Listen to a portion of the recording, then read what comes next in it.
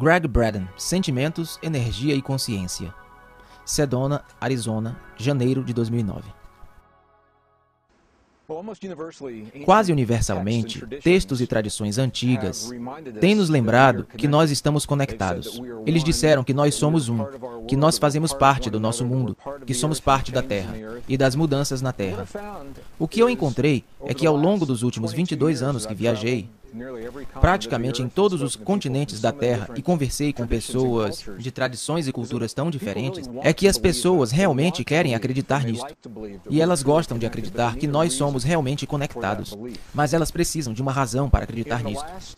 Nos últimos anos do século XX, e agora nos primeiros anos do início do século XXI, a ciência, agora, está nos dando aquela razão para uma mente lógica fazer a conexão para ver como nós estamos relacionados e como nós influenciamos o mundo. E como, honrando esta conexão através de nossos corações, nós literalmente temos o poder de influenciar os muitos campos deste planeta, que sustentam a vida no mundo, sustentam a saúde e a cura do bem-estar dos nossos corpos. E é tudo sobre os campos magnéticos da Terra. Onde isto realmente ficou em foco foi em torno dos eventos de 11 de setembro de 2001. Foi durante aquele tempo que os Estados Unidos tinha como que 2 satélites. Eles chamam de GOES, G-O-E-S. Eu creio que eles foram chamados assim. Um posicionado no hemisfério norte, um posicionado no hemisfério sul. E as funções destes satélites é medir os campos magnéticos da Terra e mandar de volta leituras a cada 30 minutos. E essas leituras normalmente abrangem uma certa extensão, mais datada, em que os cientistas estão relativamente acostumados a ver nela. Foi em setembro de 2001 que os cientistas começaram a ver algumas leituras que estavam fora do mapa, fora da escala, comparado aos que eles viram no passado. E eles disseram: o que está acontecendo? O que poderia estar influenciando os campos magnéticos do planeta inteiro em tal grau que estávamos vendo estes picos grandes, que os nossos satélites estavam nos retornando? Nós nunca vimos isso antes. Eles colocaram em sobreposição os dados dos satélites com um calendário de dias e meses e juntamente observaram o que acharam. É que os picos estavam ocorrendo precisamente durante o momento do 11 de setembro de 2001. E ainda mais precisamente que o primeiro pico ocorreu 15 minutos depois que o primeiro avião atingiu a primeira torre do World Trade Center. Agora, o motivo pelo qual isto é tão importante para os nossos cientistas é porque, por 300 anos, a nossa ciência tem se baseado em 2 suposições falsas.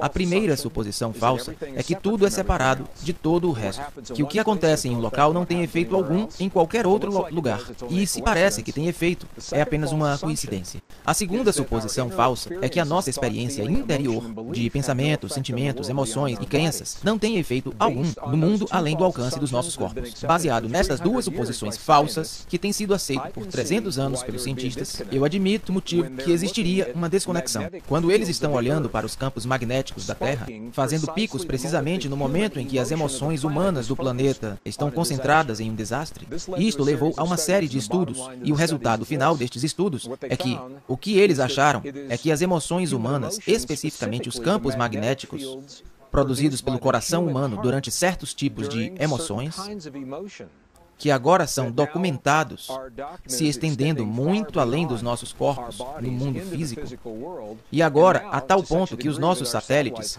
a muitos quilômetros acima da superfície, são capazes de registrar isso. Tudo isso leva a numerosos estudos de agora, mostrando que quando um certo número de pessoas se juntam, e eles escolhem, em um momento do tempo, criar uma emoção precisa em seus corações, esta emoção pode literalmente influenciar intencionalmente os muitos campos que sustentam a vida no planeta Terra. Estes campos estão agora envolvidos em tudo, desde a resposta imunológica dos humanos por todo o planeta, padrões de clima e tempo, ciclos de guerra e paz que são construídos para resolver problemas, são habilidades cognitivas. Todas essas coisas, que parecem tão diferentes umas das outras, estão todas ligadas ao nosso relacionamento com os campos magnéticos da Terra. Então, o que torna isto tão bonito é que todo ser humano no planeta é ligado ao campo, mas nem todo ser humano no planeta tem que estar conscientemente atento do seu relacionamento para se beneficiar daquilo que relativamente poucas pessoas vieram a compreender. E o resultado final é isto. Quando escolhemos sentir sentimentos que criam o que é chamado coerência em nossos corpos, Coerência é a qualidade da linguagem entre o nosso coração e o cérebro. Certos tipos de experiências baseadas no coração, como apreciação, gratidão, perdão, carinho, compaixão, esses são os entendimentos antigos que sempre foram ensinados nas tradições mais verdadeiras do nosso passado. E agora, nossa própria ciência está encontrando que essas mesmas tradições estão agora documentando este efeito muito real em nossos corações.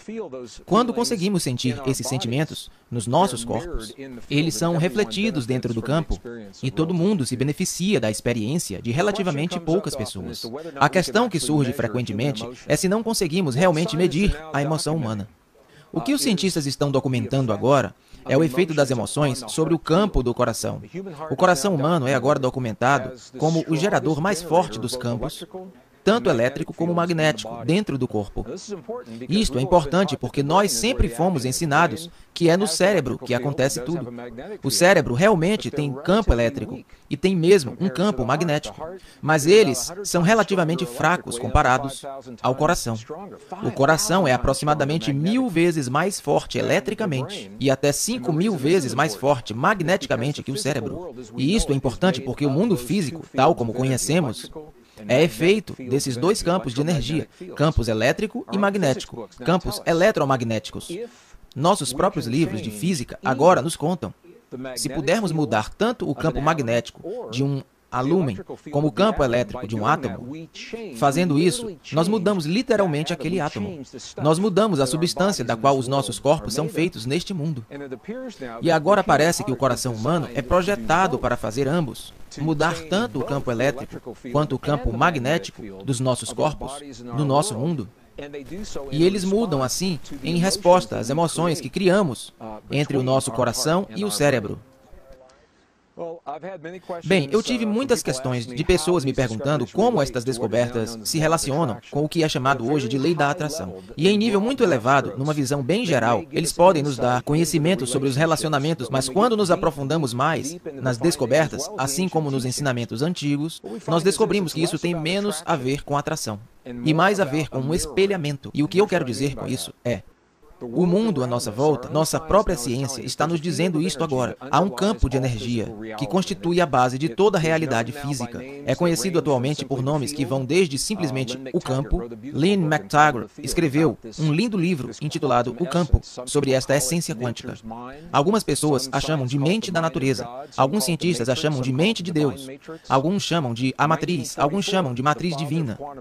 Em 1944, o pai da teoria quântica, Max Planck, identificou este campo e ele o chamou de a matriz. É de onde veio este termo. O que nós agora estamos começando a entender é que nós criamos os sentimentos do que nós escolhemos experimentar em nossas vidas.